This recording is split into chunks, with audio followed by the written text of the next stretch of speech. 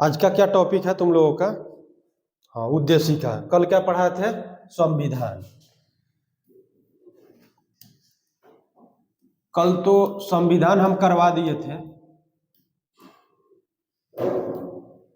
Note कीजिएगा। आज का जो मेरा टॉपिक होगा वह प्रस्तावना होगा। इसी को बोलते हैं उद्देशिका।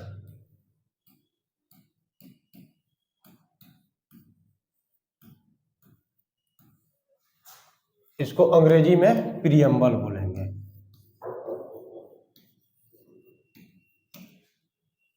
ये प्रस्तावना है क्या?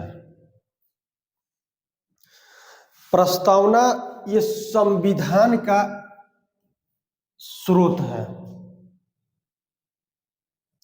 यानी इसको बोल लेंगे संविधान की एक आत्मा है, दर्शन है, जो ये मार्ग दिखाता है प्रस्तावना हमारे संविधान को।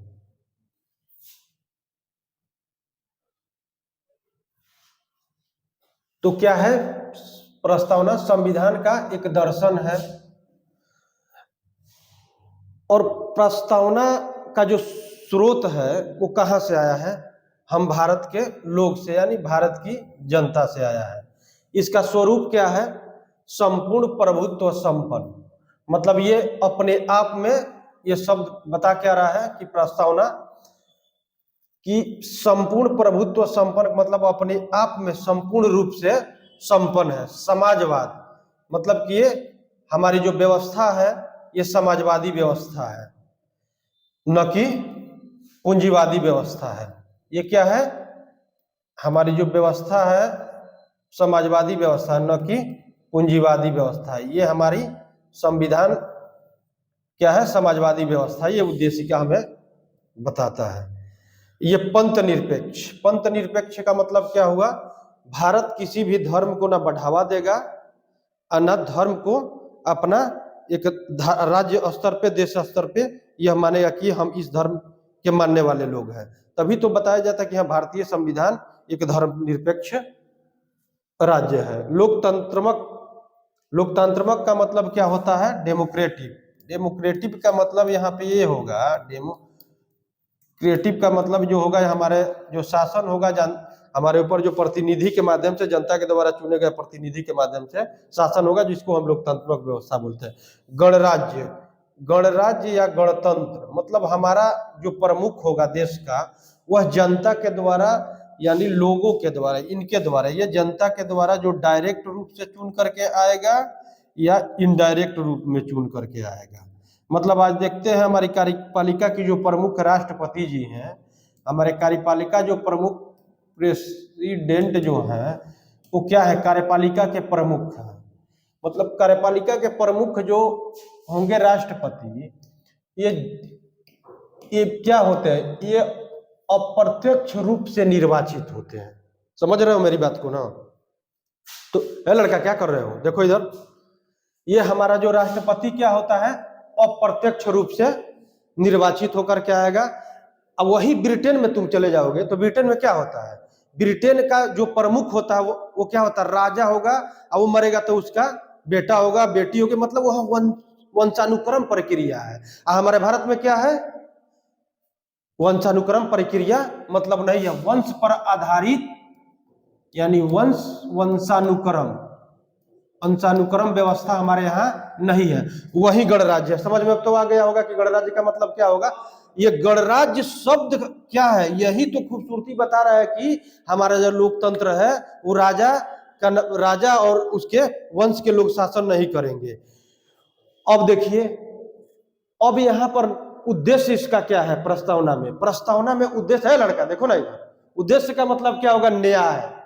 हमारी जो व्यवस्था है न्याय पर आधारित है, वो सामाजिक आधार, मतलब सबको समान रूप से सामाजिक स्तर पर भेदभाव नहीं किया जाएगा। आज मान लो तुम बैठ करके गोरखपुर में पढ़ रहे हो और कोई बाघा में बैठ करके पढ़ रहा है, चाहे भारत के किसी भी क्षेत्र में बैठ करके पढ़ रहा है, तो इसका मतलब ये नहीं कि तुम बहिष्कार नहीं कर सकते हो। सामाजिक स्तर पे वो भी पढ़ने वाला है, तुम भी पढ़ने वाले हो। जगह बदलने से क्या हो जाता है? मतलब उसको सामाजिक न्याय मिलेगा।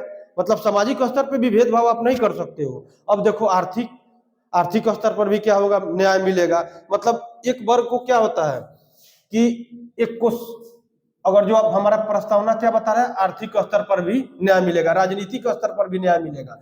मतलब देखो, तभी तो देखते हो कि आज मोदी जी क्या है, भारत के प्रधानमंत्री हैं। ये उनका बैकग्राउंड आप देखिएगा तो आपको लगेगा कि हाँ बहुत निम्न स्तर का ये काम करके वहां पे पहुंचे हैं। मतलब कहने का मतलब क्या है यहाँ सेंस, कि ये राजनीतिक स्तर पर भी सबको भागीदारी मिलेगा। वह चाहे मजदूर हो, चाहे किसान हो, चाहे शोषित वर्ग का कोई व्यक्ति हो, और चाहे अपने आप का सबसे धनवान व्यक्ति हो, मतलब राजनीतिक स्तर पे सबकी भागीदारी मिलेगी। अब देखिए स्वतंत्रता, स्वतंत्रता क्या है, सबको समान रूप से स्वतंत्रता यहाँ दिया जाएगा हमारे संविधान में, यह प्रस्तावना बता रहा है। अब समता, समता का मतलब क्या होता है, इक्वालिटी। इक्वालिटी, यह जब चैप्टर हम पढ़ाएंगे मूल अधिकार, तो उसमें हम बताएंगे ये समता। तो यानी समता, एक मिनट देख भी आप लोग लीजिए, ये समता अनुच्छेद 14 में आएगा। भारत के संविधान में अनुच्छेद 14 कहाँ लिखा गया। जब हम मूल अधिकार पढ़ाएंगे, देखो जी इधर, जब हम मूल अधिकार पढ़ाएंगे तो 14 अनुच्छेद 14 आएगा मूल अधिकार वाला में, ये मूल अधिकार वाले में। तो मूल अधिकार जिसको अंग्रेजी में बोलते हैं फंडामेंटल राइट्स, तो फंडामेंटल राइट्स में जो 14 पढ़ाएंगे तो ये समता वहां से डायरेक्ट रूप से समझ में आएगा। देखो देखो यहाँ पे ये समता आएगा, तो समता 14 में क्या कहता है, मेरे तरफ देखो ना, ध्यान दो मेरे तरफ, right to equality before the law, विधि के समक्ष समता और समानता। मतलब सबको विधि के समक्ष समता और समानता मिलेगा। ये बात यहां से निकल के आ गया। या व्यक्ति की गरिमा, आप किसी को भी, किसी के गरिमा पर आप ठेस नहीं पहुंचा सकते हैं, वह सीधे कहाँ चला जाएगा, न्यायपालिका में। तो न्यायपालिका की चैप्टर आएगा तो क्लियर हो जाएगा कि हाँ सबको समान रूप से गरिमा मिलनी चाहिए। और राष्ट्र की एकता और अखंडता, इसमें राष्ट्र की एकता और अखंडता की भी बात की गई है, बंधुता की बात की गई है, जिसको फ्रेटर्निटी बोलते हैं, बंधुत्व। मतलब सब लोगों को क्या किया गया, जोड़ने के लिए बंधुत्व का एक विचार दिया गया है। अब चलते हैं ये पंडित जवाहरलाल नेहरू पे। पंडित जवाहरलाल नेहरू ने संविधान सभा में ये 13 दिसंबर 1946 को क्या कर दिए थे कि इस बात को मान लिया गया था कि हाँ उद्देशिका बहुत जरूरी है। अब देखिए यह विचार कहाँ से आया था, तो विचार आया था यूएसए से आया था। यूएसए से हम लोग अपनाए थे इसको, ये संयुक्त राज्य अमेरिका। अब ऑस्ट्रेलिया एक आएगा। ऑस्ट्रेलिया जो है, ऑस्ट्रेलिया कहने का मतलब यह है कि प्रस्तावना का जो भाषा है, हम प्रस्तावना की भाषा अभी हम दिखा रहे हैं, ये प्रस्तावना की भाषा, ये प्रस्तावना की जो भाषा है उद्देशिका में, हम भारत के लोग से, जो कि भारत को एक संपूर्ण प्रभुत्व संपन्न समाजवादी पंथ निरपेक्ष लोकतांत्रिक गणराज्य बनाने के लिए तथा उसके समस्त नागरिकों को सामाजिक, आर्थिक और राजनीतिक न्याय विचार, मतलब भारत की जनता को सामाजिक स्तर पे, राजनीतिक स्तर पे और विचार अभिव्यक्त करने के लिए विश्वास और धर्म, प्रतिष्ठा, समानता, ये सब के सब जितने ये राष्ट्र की अखंडता है, इसको कब अंगीकृत किया गया था, 26 नवंबर 1949 को। एकदम इसको रट जाना है, 26 नवंबर 1949 को इसको क्या किया था, किया गया था, हमारा संविधान में इसको अंगीकृत किया गया था, अपनाया गया था। तभी ये 26 जनवरी 1950 को लागू होता है, और ये 1950 को लागू होता है, तभी से हम लोग क्या मनाते हैं, गणतंत्रता दिवस के रूप में मनाते हैं। समझ में आ गया ये बात। अब चलिए, अब तो बात ये समझ में आ गया होगा कि प्रस्तावना है क्या। तो प्रस्तावना यह है क्या, ये क्या मूल आदर्श है।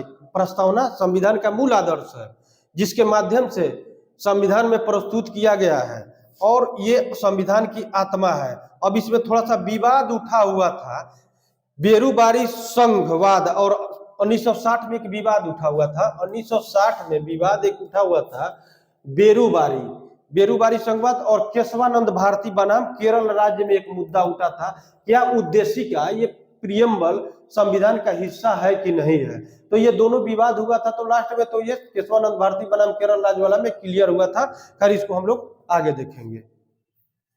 तो ठीक है, और कल का जो मेरा सेशन होगा वो इसी से रिलेटेड होगा। थोड़ा हम ये बताएंगे कि केशवानंद भारती बनाम केरल राज्य वाला और बेरूबारी वाला, ठीक है।